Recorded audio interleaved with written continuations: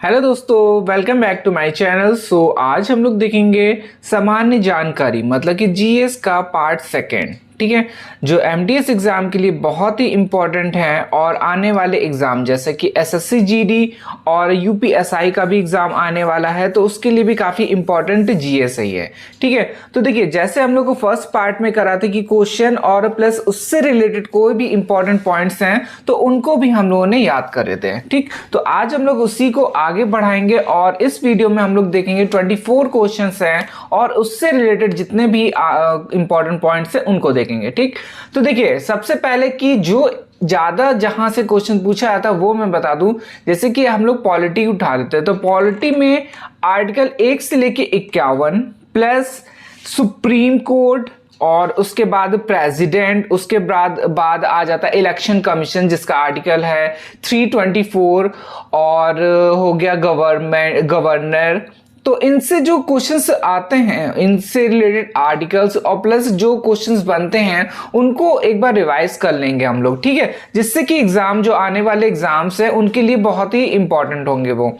और modern history में 1900 मतलब कि 1900 से लेके हम लोग इसके आगे का मतलब कि 1946 से तक की जो भी इंपॉर्टेंट पॉइंट्स है उनको देखेंगे। ठीक है, तो चलिए स्टार्ट करते हैं। हम लोग पहला क्वेश्चन है हमारा, राज्य का उच्चतम विधि अधिकारी कौन होता है? ठीक है, तो इसका आंसर हो जाएगा बी, एडवोकेट जनरल। ठीक है, तो एडवोकेट जनरल हमारा क्या है, राज्य का उच्चतम विधि अधिकारी होता है। ठीक है, अब देखिए जो इससे इंपॉर्टेंट पॉइंट्स है उनको देखते हैं। राज्य का उच्चतम विधि अधिकारी कौन होता है? एडवोकेट जनरल होता है। भारतीय संविधान के अनुच्छेद 165 में महाधिवक्ता पद का उल्लेख दिया गया है। ठीक है, तो आर्टिकल याद रखिएगा 165 में महाधिवक्ता का पद दिया गया है। महाधिवक्ता की नियुक्ति राज्यपाल द्वारा किया जाता है। इंपॉर्टेंट है ये भी। महाधिवक्ता के लिए उच्च न्यायालय के न्यायाधीश के पद के समकक्ष योग्यता होनी चाहिए। ठीक है, और महाधिवक्ता राज्य सरकार को विधि सहायता देता है। भारत के सबसे बड़ा विधिक जो पदाधिकारी महान्यायवादी होता है जिसका आर्टिकल है 76। तो दो आर्टिकल हो गए हमारे, आर्टिकल 165 जो कि है महाधिवक्ता से रिलेटेड और अनुच्छेद या आर्टिकल 76 जो है महान्यायवादी से रिलेटेड है। ठीक है, अब देखिए महान्यायवादी की नियुक्ति कौन करेगा? राष्ट्रपति करेगा। और उन पर क्या था, महाधिवक्ता की नियुक्ति कौन कर रहा था? राज्यपाल कर रहा था। ठीक है, अब देखिए महान्यायवादी राष्ट्रपति के प्रसाद पर्यंत रहेगा, मतलब कि उसी पे निर्भर रहेगा। और महाधिवक्ता किस पे होगा? गवर्नर पे होगा, मतलब कि राज्यपाल के पश्चादपति पद धारण करते हैं। ठीक है, फिर आगे है क्वेश्चन, यह घोषणा किसने की थी? लोकतंत्र ऐसी सरकार होती है जो जनता द्वारा और जनता के लिए हो। ठीक है, तो इसका आंसर हो जाएगा अब्राहम लिंकन है, ये स्पेलिंग मिस्टेक है ये, तो देख लीजिएगा। यह घोषणा अब्राहम लिंकन ने की थी जो कि लोकतंत्र ऐसी सरकार होती है जो जनता द्वारा तथा जनता के लिए हो। ठीक है, अब देखिए अब्राहम लिंकन जो थे अमेरिका के राष्ट्रपति थे और इनका कार्यकाल जो था 1861 से लेके 1865 तक की रहे थे। ठीक है, अब्राहम लिंकन के समय अमेरिका में गृह युद्ध मतलब कि 1861 से लेके 65 के बीच चला। फिर इसके बाद इन्होंने 1865 में दास प्रथा को 13वें संविधान के द्वारा समाप्त किया था और इसके बाद दास प्रथा को भारत में एक्ट 5 के अधीन 1843 ईस्वी या 1843 ईस्वी में समाप्त करने की घोषणा किया। अब जॉर्ज वॉशिंगटन यूएसए के प्रथम राष्ट्रपति थे। ठीक है, तो आंसर क्वेश्चन आ सकता है कि यूएसए के प्रथम राष्ट्रपति कौन थे, तो आंसर हो जाएगा जॉर्ज वॉशिंगटन। इसके बाद है निम्नलिखित किस स्थिति में स्वेच्छाचारी शासन संभव है? ऑप्शन ये दिए गए हैं 4। सो इसका आंसर हो जाएगा ए ऑप्शन से एक दलीय राज्य। तो एक दलीय राज्य की स्थिति में स्वेच्छाचारी शासन संभव है। एक दलीय शासन व्यवस्था चीन में प्रचलित है, अमेरिका में दो दलीय व्यवस्था है। ठीक है, तो दो दलीय व्यवस्था कहाँ पे है? ये है अमेरिका में और एक दलीय चीन में है। फिर इसके बाद अधिकांश देशों में बहुदलीय व्यवस्था है। ठीक है, भारत में भी बहुदलीय व्यवस्था है। तो क्वेश्चन अगर पूछा जाए कि भारत में कौन सी दलीय व्यवस्था है, तो क्या हो जाएगा आंसर, बहुदलीय व्यवस्था है। स्वेच्छाचारी शासन तंत्र जनता के लिए घात सिद्ध होता है। ठीक है, अब इसके बाद भारतीय गैस प्राधिकरण की स्थापना कब की गई थी, तो इसका आंसर हो जाएगा 1984 में। ठीक है, अब इसके जो इंपॉर्टेंट पॉइंट्स वो देखते हैं। भारतीय गैस प्राधिकरण की स्थापना सन 1984 ईस्वी में की गई थी। तो सेल की स्थापना 1974 ईस्वी में की गई थी और 1964 ईस्वी में भारत अर्थ मूवर्स लिमिटेड की बेंगलोर में स्थापना करी गई थी। ठीक है, तो याद रखिएगा 1984 में क्या हुआ था, भारतीय गैस प्राधिकरण की स्थापना हुई थी। 1974 में सेल की स्थापना हुई और 1964 में किसकी हुई है, भारत अर्थ मूवर्स लिमिटेड। ठीक है, जो कि बेंगलोर में स्थापना हुई थी। फिर इसके बाद कुछ खेल से इंपॉर्टेंट क्वेश्चन है वो देखते हैं। वाटर पोलो में हर टीम में खिलाड़ियों की संख्या होती है, तो इसका आंसर हो जाएगा ए ऑप्शन, 7 संख्या होती है। ठीक है, 7 प्लेयर होते हैं। अब देखिए वाटर पोलो की जो शुरुआत हुई थी 1880 ईस्वी में इंग्लैंड में शुरू हुआ था। इस खेल को शुरू करने का श्रेय ग्लासगो विलियम्स और विल्सन को जाता है। ठीक है, विलियम विल्सन से ग्लासगो के विलियम विल्सन को जाता है। अब देखिए बेसबॉल के जो खेल के प्रत्येक पक्ष में कितने खिलाड़ी होते हैं, 9 खिलाड़ी होते हैं और खो खो में भी 9 खिलाड़ी होते हैं। फिर इसके बाद नेट बॉल जो है उस पर 7 खिलाड़ी होते हैं और 3, अब देखिए क्रिकेट, फुटबॉल और हॉकी में कितने खिलाड़ी हैं, 11 खिलाड़ी। तो क्रिकेट, फुटबॉल और हॉकी का मैक्सिमम लोगों को पता होता है, कंफ्यूजन होती है बेसबॉल, नेट बॉल और खो खो और ये वाटर पोलो में। ठीक है, अब आगे देखते हैं। ये इंपॉर्टेंट क्वेश्चन है कि औरंगजेब ने किस सिख गुरु की हत्या करवाई, तो इसका आंसर हो जाएगा बी ऑप्शन, गुरु तेग बहादुर। ठीक है, अब देखिए जिन्होंने मेरी वीडियो नहीं देखी है कि जो सिख गुरु 10 जो सिख गुरु हैं उनको याद करने की ट्रिक है, तो उसको मैं डिस्क्रिप्शन बॉक्स में डाल दूंगा, तो आप लोग उसको देख लीजिएगा। ठीक है, और अब आगे देखते हैं कि औरंगजेब ने सिख धर्म के 9वें गुरु जो थे तेग बहादुर को 1675 में मृत्यु दंड दिया। ठीक है, अब 9वें गुरु की जो हत्या का कारण था वो था कि औरंगजेब के विरोधी पुत्र अकबर सेकंड को समर्थन करना था। ठीक है, तो जो तेग बहादुर थे वो किसको समर्थन किया था, और अकबर सेकंड को समर्थन किया था। इसी कारण औरंगजेब ने उनको हत्या करवा दी, उनकी हत्या करवा दी या मृत्युदंड दे दिया।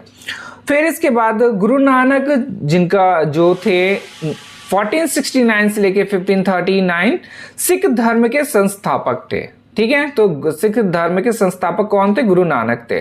फिर इसके बाद गुरु अर्जुन देव को मृत्यु दंड जहांगीर द्वारा 1606 में दिया गया। ठीक है, तो याद रखिएगा औरंगजेब ने जो दंड दिया था 9वें गुरु तेग बहादुर को दिया था, और अर्जुन मतलब कि गुरु अर्जुन देव को जो मृत्यु दंड दिया था वो किसने दिया था, जहांगीर ने दिया था। और टाइम क्या था, जो समय जो ईस्वी थी वो 1606 ईस्वी थी। ठीक है, अब 5वें गुरु की हत्या का कारण जो था जहांगीर के विरोधी पुत्र खुसरो की मदद करना था। ठीक है, फिर इसके बाद सिख के अंतिम गुरु एवं 10वें गुरु जो थे वो गुरु गोविंद सिंह थे। 1666 से लेकर 1708 ईस्वी सन तक की। ठीक है, अब फिर आगे है सर्वेंट ऑफ इंडिया सोसाइटी के संस्थापक थे, तो इसका आंसर हो जाएगा ए ऑप्शन, गोपाल कृष्ण गोखले। ठीक है, गोपाल कृष्ण गोखले। अब देखिए कुछ इंपॉर्टेंट पॉइंट्स है उनको देखते हैं। सर्वेंट ऑफ इंडिया सोसाइटी के संस्थापक गोपाल कृष्ण गोखले 1905 में किया था। ठीक है, अब गोखले गुरु महादेव गोविंद रनाडे थे। एम.जी. रनाडे को पश्चिम भारत में नवजागरण के अग्रदूत कहा गया। ठीक है, अब रनाडे को महाराष्ट्र का सुकरात कहा जाता है। ठीक है, तो याद रखिएगा ये भी। और जी के गोखले को महात्मा गांधी ने अपना राजनीतिक गुरु माना है, और डॉक्टर B.R. अम्बेडकर द्वारा 1924 में बहिकृष्ट हितकारिणी सभा की स्थापना किया गया था। ठीक है, तो याद रखिए बहिकृष्ट हितकारिणी सभा की स्थापना किसने की, वो हैं B.R. अम्बेडकर। अब डॉक्टर अम्बेडकर को संविधान का जनक भी माना जाता है क्योंकि प्रारूप समिति के अध्यक्ष थे ये। ठीक है। और फिर चित्तरंजन दास और मोतीलाल नेहरू द्वारा फरवरी 1923 में इलाहाबाद के आनंद भवन में स्वराज पार्टी की स्थापना की गई। तो अगर पूछा जाए स्वराज पार्टी की स्थापना किसने की, तो आंसर हो जाएगा चित्तरंजन दास और मोतीलाल नेहरू ने। तो और कहां करी, मतलब सॉरी कब हुई थी, तो 1923 में हो जाएगा। और कहां पे हुई थी, इलाहाबाद के आनंद भवन में, ठीक है। फिर इसके बाद है सुभाष चंद्र बोस ने मई 1939 में फॉरवर्ड ब्लॉक पार्टी की स्थापना की। ठीक, तो इंपॉर्टेंट है। इस पे क्या क्या पूछा जा सकता है, ईयर पूछा जा सकता है, तो 1939 हो जाएगा। और सुभाष चंद्र बोस ने फॉरवर्ड ब्लॉक की स्थापना करी थी। फिर इसके बाद आजाद हिंद फौज का नेतृत्व किसने किया था, सुभाष चंद्र बोस ने किया था। फिर इसके बाद नेक्स्ट क्वेश्चन है, सबसे गहरा महासागर कौन सा है, तो इसका आंसर हो जाएगा प्रशांत महासागर है। और इसके जो पॉइंट्स है उनको देखते हैं। सबसे गहरा जो सागर कौन सा है महासागर, वो है प्रशांत महासागर। प्रशांत महासागर का मैरियाना खाई की लंबाई 11,033 मीटर है, जो सबसे गहरी खाई है, ठीक है। फिर इसके बाद प्रशांत महासागर में मिंडनाओ एवं टोंगा खाई की गहराई क्रमशः 10,500 मीटर है और 9,000 मीटर है। फिर सुंडा खाई पूर्वी हिंद महासागर जावा द्वीप जो लंबाई है उसकी 18,152 मीटर है। फिर है प्यूरिटो रिको एंटार्क्टिका महासागर जो कि है पश्चिम द्वीप समूह में। प्रशांत महासागर में गुआन द्वीप के समीप मेराना गर्त है जिसे चैलेंजर गर्त भी कहते हैं, ठीक है। फिर इसके बाद प्रशांत महासागर या अपने संलग्न समुद्रों के साथ धरातल का 1/3 भाग ढकता है, ठीक है।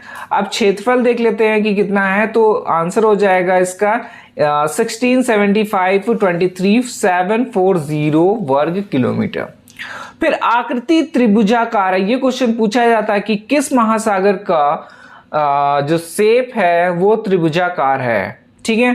तो इसका आंसर क्या हो जाएगा, प्रशांत महासागर। नेक्स्ट है क्वेश्चन, किसको पार कर लेने पर एक दिन जुड़ जाता है, तो इसका आंसर हो जाएगा डी ऑप्शन से 180 डिग्री अंश देशांतर को पश्चिम से पूर्व पार करने पर एक दिन जुड़ जाता है, ठीक है। तो 180 अंश देशांतर रेखा जो अंतरराष्ट्रीय तिथि निर्धारण रेखा भी कहा जाता है। एक देशांतर से दूसरे देशांतर के बीच 4 मिनट का अंतर होता है, इंपॉर्टेंट है ये भी। संपूर्ण पृथ्वी का एक वृत्त मानकर 360 डिग्री अक्षांश में बांटा गया है, ठीक है। और भूमध्य रेखा जिसे विषुवत रेखा भी कहा जाता है, इंग्लिश में बोलते हैं इक्वेटर को 0 डिग्री पर विभाजित किया गया है, ठीक है। फिर नेक्स्ट है, भूमध्य रेखा पर सालों भर दिन और रात बराबर रहते हैं, ठीक है। और भूमध्य रेखा पर वर्षा अधिक होती है, सूर्य का प्रकाश सीधा पड़ता है। नेक्स्ट है पॉलिटी से, काफी अच्छा क्वेश्चन है ये। लोकसभा की बैठक के लिए कम से कम कितने सदस्यों का कोरम होता या होना चाहिए, तो इसका आंसर हो जाएगा सी ऑप्शन से सदन की कुल संख्या का, मतलब सदन की कुल सदस्य संख्या का 1/10 भाग। तो देखिए लोकसभा की जो बैठक के लिए कम से कम सदन की कुल 1/10 सदस्य संख्या का भाग होना चाहिए जो कोरम कहलाता है, ठीक है। किसी वैध कार्य के लिए कोरम का होना अनिवार्य है, अन्यथा कोई भी वैध कार्य नहीं हो सकता। कोरम या गण पूर्ति के अभाव में कोई कार्य वैध नहीं हो सकता सदन का। बौद्ध धर्म की सभा के लिए कोरम की अनिवार्यता थी। नेक्स्ट है, भारतीय संविधान के भाग 5 के अनुच्छेद 100 में गण पूर्ति का वर्णन है। तो इंपॉर्टेंट देखिए इस पे से क्या क्या है, एक तो पार्ट हो गया कि अगर पूछा जाए कि गण पूर्ति या कोरम किस पार्ट में है या किस भाग में है, तो इसका आंसर हो जाएगा 5। और अनुच्छेद पूछेगा तो 100 हो जाएगा, ठीक। नेक्स्ट है, कौटिल्य का अर्थशास्त्र किस विषय से संबंधित है, आंसर हो जाएगा इसका डी ऑप्शन, राजनीतिक से। कौटिल्य का जो अर्थशास्त्र राजनीतिक विषय पर है। कौटिल्य के सहयोग से चंद्रगुप्त मौर्य ने नंद वंश को ध्वस्त कर मौर्य वंश की स्थापना की। कौटिल्य का अर्थशास्त्र राजनीतिक सिद्धांत पर एक महत्वपूर्ण पुस्तक है। अर्थशास्त्र में राजा, राजपद, अधिकारियों, कर्मचारियों का विस्तृत विवरण है। अर्थशास्त्र में राजस्व के सिद्धांत की भी विस्तृत चर्चा है। राजा के कर्तव्य और अधिकारों का विशद इसमें वर्णन है। ठीक है, अब देखिए इसमें जो इंपॉर्टेंट है वो ये है कि किस पे है ये अर्थशास्त्र, किस विषय पे आधारित है, तो ये आंसर हो जाएगा राजनीतिक विषय पे। और किसके सहयोग से, तो कौटिल्य के सहयोग से। किसने जीता था या क्या हुआ था, तो चंद्रगुप्त मौर्य ने नंद वंश को ध्वस्त कर मौर्य वंश की स्थापना करी थी। ठीक है, तो ये भी इंपॉर्टेंट है। फिर इसके बाद है, जब किसी वस्तु 4 की स्थानापत्र की कीमत उतरती है तब x की मांग क्या होती है, चढ़ती है, उतरती है, क्या होगा, तो इसका आंसर हो जाएगा चढ़ती है। ठीक है, नेक्स्ट है, नाभिकीय रिएक्टर में इनमें से कौन से ईंधन का काम करता है, तो इसका आंसर हो जाएगा यूरेनियम। ठीक है, तो कुछ इंपॉर्टेंट क्वेश्चन है उनको जल्दी जल्दी देख लेते हैं। और फिर इसके बाद है, ध्वनि ऊर्जा को वैद्युत ऊर्जा में परिवर्तित करने वाला यंत्र का नाम क्या है, तो इसका आंसर हो जाएगा माइक्रोफोन। ठीक है, अब देखिए कुछ इंपॉर्टेंट पॉइंट्स उनको देखते हैं। ध्वनि ऊर्जा को वैद्युत ऊर्जा में परिवर्तित करने वाले यंत्र का नाम है माइक्रोफोन। ठीक है, तो याद रखिएगा ध्वनि ऊर्जा को वैद्युत ऊर्जा में। और फिर डायनेमो यांत्रिक ऊर्जा को वैद्युत ऊर्जा में रूपांतरण करते हैं। फिर लाउड स्पीकर विद्युत ऊर्जा को ध्वनि ऊर्जा में परिवर्तित करते हैं। सितार जो है यांत्रिक ऊर्जा को ध्वनि ऊर्जा में बदलते हैं। मोमबत्ती रासायनिक ऊर्जा को प्रकाश एवं ऊष्मा ऊर्जा में रूपांतरण करते हैं। विद्युत सेल रासायनिक ऊर्जा को विद्युत ऊर्जा में बदलते हैं। सोलर ऊर्जा सौर ऊर्जा को विद्युत ऊर्जा में बदलते हैं। ठीक है, फिर नेक्स्ट है, पीलिया रोग किसके संचरण से होता है, तो इसका आंसर हो जाएगा बी ऑप्शन, यकृत। अब पीलिया से रिलेटेड कुछ इंपॉर्टेंट पॉइंट्स हैं उसको देख लेते हैं। पीलिया रोग जो है यकृत को प्रभावित करता है। पीलिया रोग विषाणु द्वारा फैलता है। पीलिया रोग को हेपेटाइटिस पीलिया या पांडु रोग भी कहते हैं। इसमें पेशाब पीला, आंख एवं त्वचा भी पीला हो जाता है। यकृत से आवश्यकता से अधिक अमीनो अम्ल एवं रुधिर की अमोनिया को यूरिया में परिवर्तित करके उत्सर्जन में भूमिका निभाता है। ठीक है, और पीलिया रोगी को ठंडा रस पदार्थों का अधिक सेवन करना होता है। तो जिसको पीलिया होती है तो उनको क्या बोला जाता है कि ठंडे चीज का सेवन करें। ठीक है, और इस पे जो इम्पोर्टेंट वो हेपेटाइटिस पीलिया या पांडु रोग भी कहते हैं और विषाणु द्वारा होता है। और किसको प्रभावित करता है, कौन से अंग को, तो इसका आंसर हो जाएगा यकृत। ठीक है, और क्या जो किससे पता चलता है, या तो पेशाब पीला होगा, आंख और एवं त्वचा भी पीली हो जाती है, जिससे हम लोग को पता चलता है कि हाँ इसको पीलिया रोग है। ठीक है, फिर नेक्स्ट है, कंप्यूटर चिप का दूसरा नाम क्या है, तो इसका आंसर हो जाएगा माइक्रोचिप। और माइक्रो जो चिप है या कंप्यूटर चिप का दूसरा नाम जो बोला जाता है वो मदरबोर्ड है। और मदरबोर्ड को ही सर्किट बोर्ड होता है। मदरबोर्ड जो होता है एक सर्किट बोर्ड होता है जिसमें कंप्यूटर के सभी प्लग लगाए जाते हैं। ठीक है, तो सीपीयू, रैम आदि यूनिट मदरबोर्ड में ही संयोजित करते हैं। इंटीग्रेटेड सर्किट चिप का विकास जे.एम. किल्बी ने किया था। तो ये इंपॉर्टेंट है कि इंटीग्रेटेड सर्किट चिप का विकास किसके द्वारा हुआ था, तो जे.एस. किल्बी ने किया था। ठीक है, तो बीजेपी प्रथम भारत का पार्टी है, भारत की पार्टी है जो इंटरनेट पर वेबसाइट, अच्छा ठीक है, जो बीजेपी है वो प्रथम वेबसाइट, मतलब कि जो भारत में इंटरनेट पर पहली वेबसाइट बनाई थी, कौन सी सरकार है या कौन सी पार्टी है, बीजेपी पार्टी है। ठीक है, तो नेक्स्ट है हमारा क्वेश्चन, अंक गणितीय एवं तार्किक लॉजिकल संक्रियाएं करने वाले संस्थापक या प्रोसेसर को क्या कहा जाता है, तो इसका आंसर हो जाएगा बी ऑप्शन से ALU, जिसका फुल फॉर्म है अरिथमेटिक लॉजिकल यूनिट। मतलब कि वही एडिंग से रिलेटेड, सब्ट्रैक्टिंग से रिलेटेड जितना भी सॉल्यूशन वाला है वो किससे होता है, तो आंसर हो जाएगा ALU से। ठीक है, अभी कुछ जो फुल फॉर्म है कंप्यूटर से पूछे जाते हैं, ALGOL, तो इसका हो जाएगा एल्गोरिथम डायनामिक लैंग्वेज, और DPT का हो जाएगा डेस्कटॉप सिस्टम, LDU का हो जाएगा liquid display unit, LLL low level language, SNOBOL string oriented symbolic language, और CAD का फुल फॉर्म हो जाएगा कंप्यूटर एडेड डिजाइन। फिर नेक्स्ट है हमारा क्वेश्चन, कीमत के बढ़ने के कारण राष्ट्रीय आय के बढ़ने को क्या कहते हैं? आंसर हो जाएगा इसका डी, आधार वर्ष की कीमत में राष्ट्रीय आय की बढ़त। नेक्स्ट है भारतीय रिजर्व बैंक के मुफ्त बाजार प्रचारण का क्या तात्पर्य है?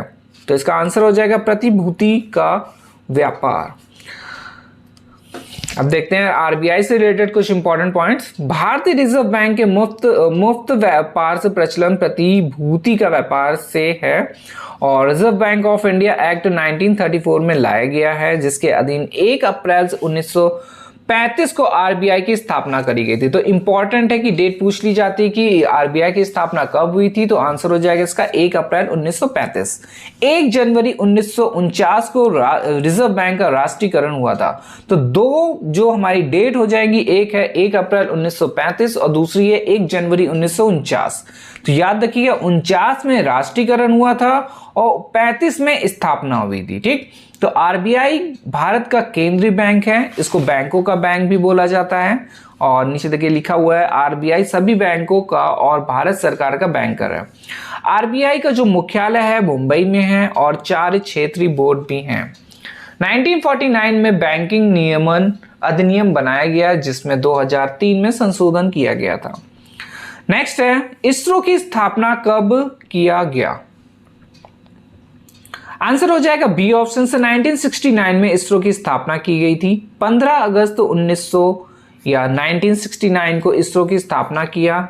1972 ईस्वी में अंतरिक्ष आयोग और अंतरिक्ष विभाग की स्थापना किया गया। ठीक है, नेक्स्ट है इसरो भारत की अंतरिक्ष संगठन है, पता ही है। अंतरिक्ष में कदम सर्वप्रथम 4 अक्टूबर 1957 को रूस द्वारा रखा गया। डेट याद रखिएगा 4 अक्टूबर 1957, और नासा की स्थापना जो हुई थी 1958 में हुई थी। और फिर इसके बाद जो इंपॉर्टेंट क्वेश्चन है वो है भारत का प्रथम उपराष्ट्रपति किस देश का राजदूत पूर्व में रह चुके थे? तो इसका आंसर हो जाएगा बी ऑप्शन यूएसएसआर। ठीक है, तो भारत का प्रथम उपराष्ट्रपति यूएसएसआर देश का राजदूत पूर्व में रह चुके थे। सर्वपल्ली राधाकृष्णन यूएसएसआर रूस के पूर्व में राजदूत रह चुके थे। सर्वपल्ली भारत के प्रथम 2 कार्यकाल के लिए उपराष्ट्रपति और 1 कार्यकाल के लिए राष्ट्रपति निर्वाचित हुए थे। द हिंदू रिव्यू के लेखक डॉक्टर एस कृष्णन हैं। तो इंपॉर्टेंट है कि कौन द हिंदू रिव्यू के लेखक कौन है, तो आंसर हो जाएगा डॉक्टर एस कृष्णन। फिर नेक्स्ट है सर्वपल्ली राधाकृष्णन आधुनिक भारत के सबसे बड़ा दार्शनिक थे, सबसे बड़े दार्शनिक थे। ठीक है, नेक्स्ट है क्वेश्चन से 1 जनवरी 2021 को किसने रेलवे बोर्ड के अध्यक्ष, नए अध्यक्ष एवं मुख्य कार्यकारी अधिकारी सीईओ के रूप में पदभार ग्रहण किया? सो इसका आंसर हो जाएगा ए ऑप्शन से सुनीत शर्मा। ठीक है, तो और इससे पहले जो थे वो थे विनोद कुमार यादव। तो याद रखिएगा विनोद कुमार यादव अब नहीं है। 1 जनवरी 2021 से कौन बन गए हैं? सुनीत शर्मा। नेक्स्ट है भारतीय रेल द्वारा दिसंबर 2020 में प्रस्तुत नेशनल रेल प्लान को प्राप्त करने का लक्ष्य कब तक रखा गया है? तो इसका आंसर हो जाएगा जनवरी 2021 तक ही रखा गया है। नेक्स्ट है क्वेश्चन से मानव स्वतंत्रता सूचकांक 2020 के संदर्भ में कौन सा कथन सत्य है? तो इसका आंसर हो जाएगा ए और सी दोनों सत्य है। तो ए में दिया गया है इस सूचकांक में 162 देशों को शामिल किया गया है और सूचकांक में भारत को 111वां स्थान प्राप्त हुआ है। मानव स्वतंत्रता सूचकांक 162 में कौन सा स्थान है? 111 स्थान प्राप्त हुआ है भारत को। ठीक है, तो ये हो गया हमारे कुछ इंपॉर्टेंट क्वेश्चंस और उससे रिलेटेड पॉइंट जो एग्जाम पॉइंट ऑफ व्यू से बहुत ही इंपॉर्टेंट है, क्योंकि छोटे छोटे प्लस जो हमने रिवीज जैसे क्वेश्चन से जो इंपॉर्टेंट क्वेश्चन होते हैं उसको देख लिए। और भी अब नेक्स्ट वीडियो में हम लोग और वीडियो क्वेश्चंस देखेंगे जो इम्पॉर्टेंट हैं और जिससे एग्जाम में क्वेश्चन पूछे जाते हैं। ठीक है, तो आप लोग सबसे पहले मॉडर्न हिस्ट्री, जो काफ़ी मतलब कि हर एग्जाम में क्वेश्चन उससे पूछे ही जाते हैं, पॉलिटी हो गई, और जो इंडियन ज्योग्राफी है उससे रिलेटेड कुछ क्वेश्चंस आते हैं तो उनको देख लीजिएगा। ठीक है, तो चलिए मिलते हैं नेक्स्ट वीडियो में। धन्यवाद।